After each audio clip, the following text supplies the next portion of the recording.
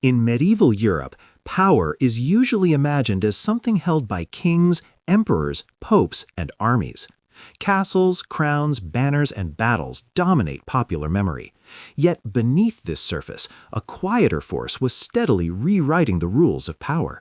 Merchants, bankers, and trading families, often unarmed, often landless, learned how to bend kings to their will without ever wearing a crown. They did it not through conquest, but through money, credit, logistics, and time. Medieval states were chronically poor in one critical sense. They were rich in land, but poor in liquidity. Kings controlled territory, peasants, and feudal obligations, but cash was scarce. Taxes were irregular, harvests unreliable, and wars ruinously expensive. Merchants, by contrast, specialized in liquidity. They moved silver, gold, goods, and credit across borders that kings could not easily cross. Over time, this asymmetry allowed merchants to outmaneuver rulers who seemed, on paper, far more powerful. Early medieval Europe ran largely on barter and localized exchange. Feudal dues were paid in grain, labor, or livestock. Coinage existed, but circulation was limited and uneven. Long-distance trade required something more flexible than oxen or wheat. Merchants operating between the Mediterranean, the Baltic, and the North Sea developed systems of exchange based on silverweight, trust networks, and contractual enforcement that did not rely on royal authority. Italian city-states were among the first to exploit this gap. Venice, Genoa, Florence, and Pisa sat at crossroads of trade between Europe, the Islamic world, and Asia. These cities lacked vast agricultural hinterlands, but they compensated. By mastering finance, Venetian merchants learned to pool capital for risky voyages, spreading losses and profits across multiple investors. Genoese traders built early joint stock arrangements. Florentines refined bookkeeping, double-entry accounting, and currency exchange. These innovations mattered because kings needed them. War had become a cash business. Mercenaries demanded wages, not feudal loyalty. Siege engines, ships, and supplies required upfront payment. Campaigns stretched over months or years, far beyond what feudal obligations could sustain. When a king needed money quickly, he could not wait for harvests or feudal dues. He needed merchants. This dependency gave merchants leverage. Loans to monarchs were rarely charitable acts. They came with privileges, tax exemptions, monopolies, legal autonomy, and control over customs revenues. Italian bankers lent to French, English, and Spanish kings, often securing rights to collect taxes directly. In effect, the crown outsourced parts of its sovereignty to financiers. The Medici family exemplifies this shift. Officially, they were private citizens in Florence. Unofficially, they controlled the city through banking power. By lending to the papacy, managing church revenues, and financing European rulers, the Medici gained political influence without formal titles. Popes depended on Medici banks to move money across Europe. Kings relied on Medici credit to fund wars. When political rivals challenged them at home, the Medici used economic pressure rather than armies to neutralize threats. Northern Europe followed a similar pattern through the Hanseatic League. This loose network of merchant cities, from Lübeck and Hamburg to Bruges and Riga, dominated Baltic and North Sea trade. The Hansa was not a state. It had no king, no standing army, no unified territory. Yet it negotiated treaties, imposed trade embargoes, and even waged wars. When Scandinavian kings interfered with Hanseatic trade, merchant fleets blockaded ports, strangling royal revenues until concessions were granted. What made this possible was control over trade choke points. Medieval economies depended on salt, grain, timber, wool, and fish. Merchants controlled access to these essentials. Kings could command armies, but armies needed food, weapons, and ships. Merchants decided whether those supplies flowed smoothly or dried up. Credit was the most powerful weapon. Medieval rulers lived in a constant state of future obligation. They borrowed against tomorrow's taxes to pay today's soldiers. Merchants understood time better than kings did. Interest, repayment schedules, and currency manipulation allowed merchants to profit even when kings defaulted. In some cases, default was expected.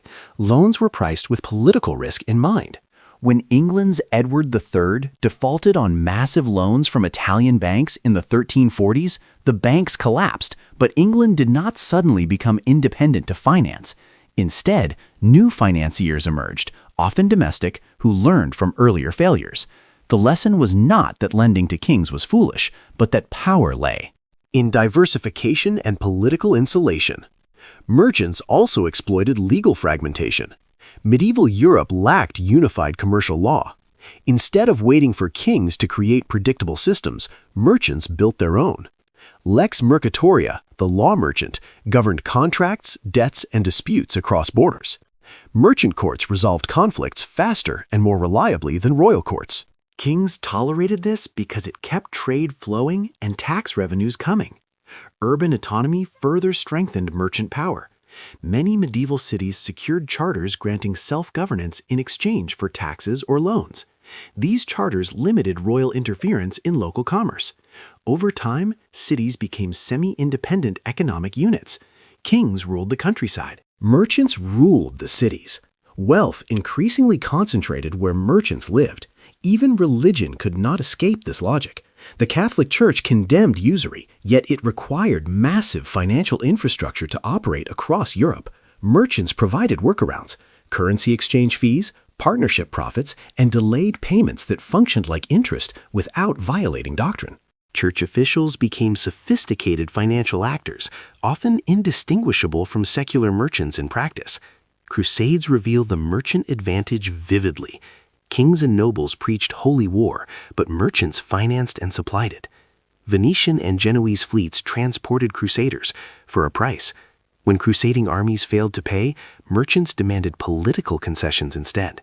The Fourth Crusade famously ended with the sack of Constantinople, driven less by faith than by debt and Venetian commercial interests. By the late Middle Ages, monarchs attempted to reassert control. They centralized taxation, debased coinage, and built bureaucracies. Yet these reforms often deepened dependence on merchants. Standing armies required regular pay. Bureaucracies required salaried officials. Centralization increased fixed costs, which increased the need for reliable credit. Merchants adapted faster than kings. They diversified portfolios, invested across regions, and shifted capital when political risks rose. Kings were tied to territory. Merchants were tied to networks.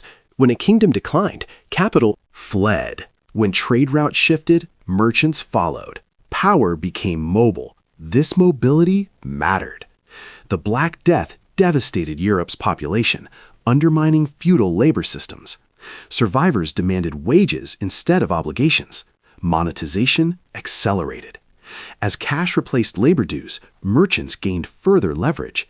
They controlled the medium through which the new economy functioned. By the 15th century, the balance had decisively shifted.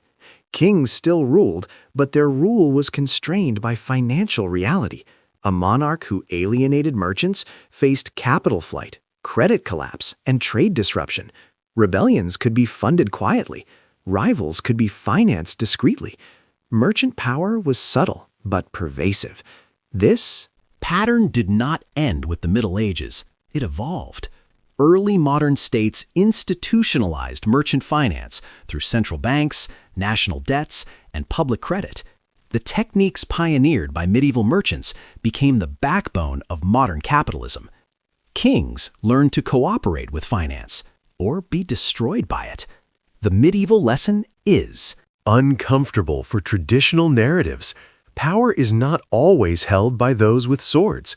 Often it belongs to those who control flows of money, goods, information, and time. Merchants did not overthrow kings. They made kings dependent. In doing so, they rewired the structure of authority itself. Empires rose and fell on battlefields, but everyday governance ran on ledgers.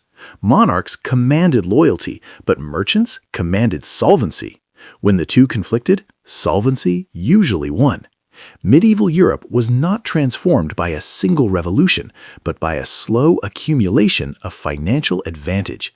Each loan, charter, contract, and convoy shifted the balance slightly. Over centuries,